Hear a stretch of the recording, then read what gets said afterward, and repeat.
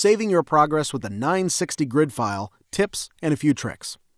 Though I have a very strong computer, Photoshop still crashes from time to time.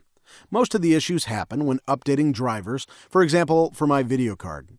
In an ideal world, your computer would be rock solid, but as we know, that's not the case. So we need to adapt, and that means we need to save often. Here's what I recommend. First, have your 960 grid file on your desktop since you'll use it nonstop. Then have a folder named Photoshop Projects on your hard drive, and create a shortcut to that folder on your desktop so you can easily access it. As you start up a new project, open up the 960 grid file, add any element to it, and then immediately go to the File menu and press Save As. That's not save, there's a big difference.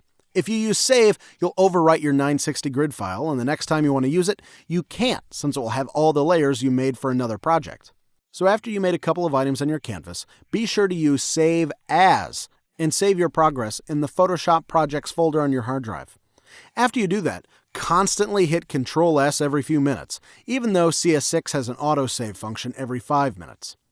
Next, you'll realize as the projects stack up in your folder, you might want to reuse elements from the past. A very fast and efficient way to preview your PSDs is to add an image to your project folders. Rename it as 1.jpg and have ACDC installed.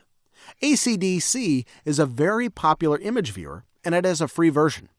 Then, when you want to preview your projects, just open up 1.jpg and use your arrows to browse through. This is dead simple, doesn't require a lot of resources, and it's very fast.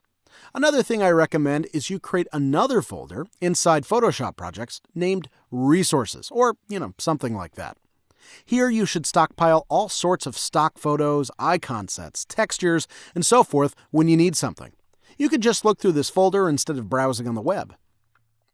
One last thing I would recommend as you progress in your web design is to invest in a cloud storage system.